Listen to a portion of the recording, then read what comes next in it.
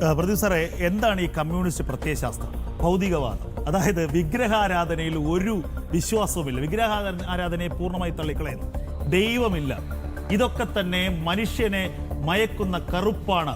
ഒരു ക്ഷേത്രം തകർത്താൽ അത്രത്തോളം സാമൂഹ്യ പരിവർത്തനം ഉണ്ടാക്കുമെന്ന് പറഞ്ഞ കമ്മ്യൂണിസ്റ്റുകാരുടെ ഗതികേട്, സത്യം പറഞ്ഞാൽ ഈ കമ്മ്യൂണിസ്റ്റ് മാനിഫെസ്റ്റോ എന്ന് പറയുന്ന ഈ സാധനം കത്തിച്ച് കളഞ്ഞിട്ട് വേണം ഇവർ ഈ പണിക്കിറങ്ങാനെന്നാണ് ഞാൻ പറയുന്നത്. എന്തിനു വേണ്ടിയാണ് ഇറങ്ങുന്നത്?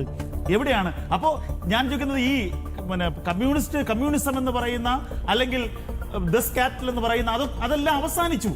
പിന്നെ എന്തിനാണ് ഞാൻ കമ്മ്യൂണിസ്റ്റ് എന്ന് പറയുന്നത്? ഒരു ഭാഗത്ത് കമ്മ്യൂണിസ്റ്റ് എന്ന് പറയുന്നു, ഒരു ഭാഗത്ത് ക്ഷേത്രത്തിന്റെ ഭരണം പിടിക്കണമെന്ന് പറയുന്നു. എവിടെയാണ് ഗൗതമേ? ഇന്ത്യയിൽ കേരളത്തിൽ ഇസ്ലാമിക ജിഹാദികളെക്കാൾ ഔറംഗസീബ്, അതുപോലെ ടിപ്പു സുൽത്താനേക്കാൾ കൂടുതൽ കേരളത്തിലെ ക്ഷേത്രങ്ങളെ തകർത്തത് ഈ കമ്മ്യൂണിസ്റ്റുകാരാണ്. 1921 മാപ്പിള ലഹളയുടെ മറവിൽ മലബാറിലെ ഏറ്റവും പൗരാണികമായ 100 കണക്കിന് ക്ഷേത്രങ്ങൾ, ശിവക്ഷേത്രങ്ങളായിക്കോട്ടെ, അത് മഹാവിഷ്ണു ക്ഷേത്രങ്ങളായിക്കോട്ടെ, ആ ക്ഷേത്രങ്ങളെയൊക്കെ തരിപ്പണമാക്കിയത് ഇവരാണ്. ഈ ഭൂപരിഷ്കരണത്തിന്റെ മറവിൽ കേരളത്തിലെ ക്ഷേത്രങ്ങളുടെ ആയിരക്കണക്കിന് ഏക്കർ ഭൂമി, ആ ഭൂമി അന്യാധീനപ്പെടുകയും അത് സർക്കാരിലേക്ക് കണ്ടുകെട്ടുകയും ചെയ്തവരാണ്. നിയമം മൂലം ആ ഭൂമി ഒന്നും തന്നെ ക്ഷേത്രങ്ങൾക്ക് അവകാശപ്പെട്ടതല്ല എന്ന് നിയമ സംവിധാനം ഉണ്ടാക്കിയവരാണ്. എന്നിട്ട് ഇപ്പോ ഈ വരുന്നതിന്റെ കാരണം എന്ന് പറയുന്നത്, ഇത് ഇപ്പോഴല്ല പ്രദീപ് സാറേ, ഇത് ഇന്നലെയോ മെനങ്ങാൻ തുടങ്ങിയതല്ല. എനിക്ക് തോന്നുന്നു കഴിഞ്ഞ അവരുടെ പാർട്ടി പ്ലീനത്തിൽ ഇത് പറഞ്ഞിട്ടുണ്ടെങ്കിൽ ഒരു 10-15 വർഷം കൊണ്ട് എൻ്റെ നാട്ടിലടക്കം ഉണ്ടായ മാറ്റങ്ങൾ എന്ന് പറയുന്നത്, ജനങ്ങളുമായി ഇവർക്ക് ബന്ധങ്ങൾ വിച്ഛേദിക്കപ്പെട്ടിരിക്കുന്നു. ഇവരുടെ അടിസ്ഥാനപരമായിട്ടുള്ള ബന്ധം നഷ്ടപ്പെട്ടിരിക്കുന്നു. ഇവർക്ക് വേരുകളില്ലാത്തൊരവസ്ഥയിലേക്ക് പോയിരുന്നു. അപ്പോൾ ഇവർ ചിന്തിക്കുന്നത്, ക്ഷേത്രങ്ങളിൽ ക്ഷേത്ര സംരക്ഷണ സമിതി ബന്ധം ഉണ്ടാക്കുന്നു, അവർ വളർത്തുന്നു.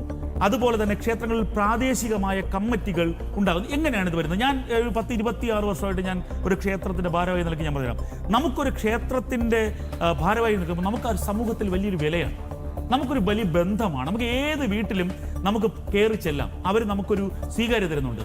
ഇത് ക്രമേണ ഒരു സംഘപരിവാർ പ്രസ്ഥാനങ്ങളുടെ വേരോട്ടത്തിന് കാരണമായി എന്ന് ഇവർ ധരിക്കുന്നു. ശരിയാണ്, സംഘപരിവാർ ഇതുകൊണ്ട് മാത്രമല്ല.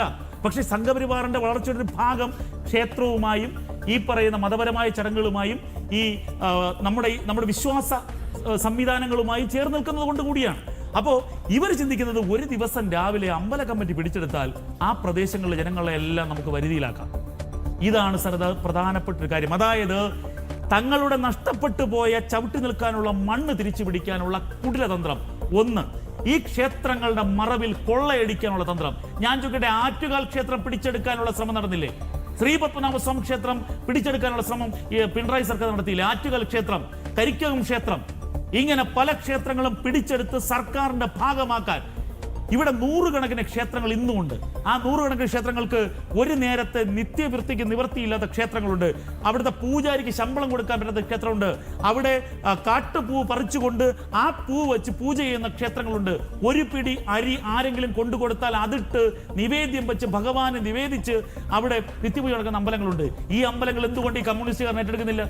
ഈ അമ്പലങ്ങളുടെ ഭാരവാഹി അവൻ എന്തുകൊണ്ട് കമ്മ്യൂണിസ്റ്റുകാരൻ തയ്യാറാകുന്നില്ല? ഇവരുടെ ലക്ഷ്യം ഇത്തരത്തിൽ ക്ഷേത്രങ്ങളുമായി ബന്ധപ്പെട്ട കോടിക്കണക്കിന് രൂപയുടെ ഭൂസ്വത്തുകൾ ക്ഷേത്രങ്ങളിൽ. ഇപ്പോൾ ഞാൻ ഒരു കാര്യം പറഞ്ഞ് അവസാനിപ്പിക്കാം, തിരക്കിൽ. ഞാൻ ഒരു പൂജാരി എന്നോട് പറഞ്ഞതാ, ഞാൻ പരിചയപ്പെട്ടെ മലബാറിലെ ഏതോ ഇല്ലത്തിൽ പൂജയ്ക്ക് പോയി. ആ ഇല്ലത്തിൽ പൂജയ്ക്ക് പോയി, ഒരു ഇല്ലത്ത് ഇടിഞ്ഞു പൊളിഞ്ഞൊരു അമ്പലമാണ്. ആ ഇടിഞ്ഞു പൊളിഞ്ഞ അമ്പലത്തിൽ പൂജയ്ക്ക് പോയി. ഏതാണ് വിഗ്രഹമെന്ന് പോലും ഈ പൂജാരിക്കല്ല, വളരെ ചെറുപ്പമാണ്, വളരെ 10-17 വയസ്സേ ഉള്ളൂ. അപ്പോൾ ഒരു വിളക്ക് കത്തിച്ച് ആ അമ്പലത്തിനകത്ത്, ആ ശ്രീകോവിലിനകത്ത് കയറണം. വാതിലൊക്കെ ഇങ്ങനെ പൊളിഞ്ഞിരിക്കുക, ചേർത്തടച്ചിട്ട് അകത്ത് കയറി ഇത് നോക്കുമ്പോൾ തന്നെക്കാൽ ഉയരമുള്ള, ഏകദേശം 7 അടി ഉയരമുള്ള ഒരു വിഗ്രഹം, ഏതാണെന്നറിയില്ല. എന്നിട്ടും ഈ വിളക്ക് വെച്ച് കുറേ ദിവസം പൂജിച്ചു. അപ്പോൾ പറഞ്ഞു, വേറെ ഒന്നും ചെയ്യേണ്ട, നിങ്ങൾ വിളക്ക് കത്തിച്ച് നിവേദ്യം കൊടുത്ത് ഇറങ്ങിയാൽ മതി എന്നാണ് ഈ കാരണവർ പറയുന്നത്. പക്ഷെ അദ്ദേഹത്തിന്റെ ഈ ചെറുപ്രായത്തിൽ ഒരു ദിവസം തീരുമാനിച്ച് നേരത്തെ വന്നിട്ട് ഇതൊന്ന് കഴുകി വൃത്തിയാക്കാം. അദ്ദേഹം കഴുകി വൃത്തിയാക്കുമ്പോൾ അത് ഒരു പഞ്ചലോക വിഗ്രഹമാണ്, അതും ഹനുമാൻ സ്വാമിയുടെ 7 അടി ഉയരമുള്ള. അത് എന്തുകൊണ്ടാണ് അത് കഴുകി വൃത്തിയാക്കണ്ട എന്ന് അദ്ദേഹം പറഞ്ഞു വെച്ചാൽ, ഇത് പഞ്ചലോഹ വിഗ്രഹമാണെന്ന്, അല്ലെങ്കിൽ സ്വർണത്തിന്റെ അംശം ഉണ്ടെന്ന് പറഞ്ഞാൽ ഇത് മോഷണം പോകും, ഇത് പിടിച്ചെടുക്കും. അങ്ങനെ ആ നശിച്ച ഇല്ലത്തിലെ ആ കാരണവർ പറഞ്ഞു ഇങ്ങനെയാണ്. ഇദ്ദേഹം എന്നോട് നേരിട്ട് പറഞ്ഞതാ. അപ്പോൾ ഇത് വെറും തട്ടിപ്പാണ്, വെറും പൊള്ളയായ ഒരു കാര്യമാണ്.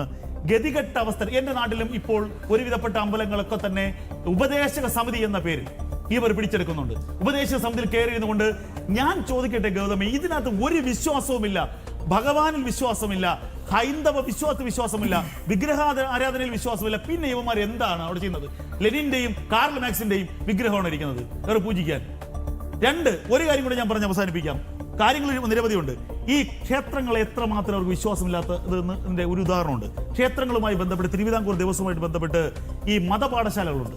ഞാൻ ഈ പ്രയാർ ഗവർണർ, സാറിന് അറിയായിരിക്കും, സാറിന് പരിചയമുള്ളൂ, പ്രയാർ ദേവസ്വം ബോർഡ് പ്രസിഡന്റ് ആയിരുന്നപ്പോൾ ഒരു വന്ധ്യവയോധികനായ മനുഷ്യൻ, അദ്ദേഹത്തിന്റെ രാഷ്ട്രീയ പാർട്ടി എന്തോ ആയിക്കോട്ടെ, കേരളത്തിൽ തിരുവിതാംകൂർ ദേവസ്വം ബോർഡിന് കീഴിലുള്ള ഈ ക്ഷേത്രങ്ങളിലെ മതപാഠശാലകൾ നമുക്ക് ആവശ്യമാണ്, മതം പഠിക്കാനാണ് മതപാഠശാലകൾ എന്ന് പറഞ്ഞതിന്റെ പേരിൽ ഒരു പൊതു സദസ്സിലിരുത്തി പിണറായി വിജയൻ ആ വന്ധ്യവയോധികന മനുഷ്യനെ അപമാനിച്ചു.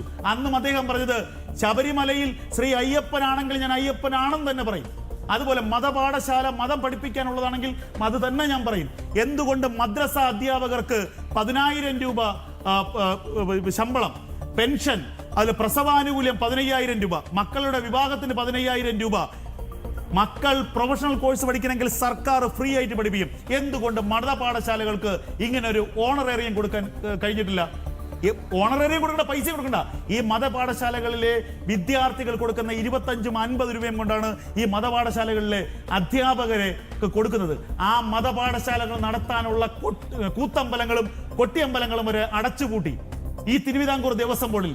എന്നിട്ട് ഈ മതപാഠശാല കോമ്പൗണ്ടിന് പുറത്താക്കണം പറഞ്ഞു. ഇത് പറയാൻ ഇവന്മാർ ആരാണ്? അങ്ങനെ പറഞ്ഞവന്മാരുടെ പേരാണ് കമ്മ്യൂണിസ്റ്റുകാർ. അങ്ങനെ അമ്പലങ്ങളെ തകർത്തവന്മാരുടെ പേരാണ് കമ്മ്യൂണിസ്റ്റുകാർ.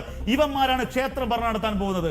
ഞാൻ പറയുന്നു, വിഗ്രഹങ്ങളെ ഇവന്മാർ കൊള്ളയടിക്കും. ശബരിമലയിൽ ഇപ്പോ അയ്യപ്പന്റെ വിഗ്രഹങ്ങളും ഉണ്ട്. ഞാൻ ഇപ്പോഴും വിശ്വസിക്കുന്നില്ല ഒറിജിനലാണോ എന്ന്, ചിലപ്പം പോയിരിക്കാം.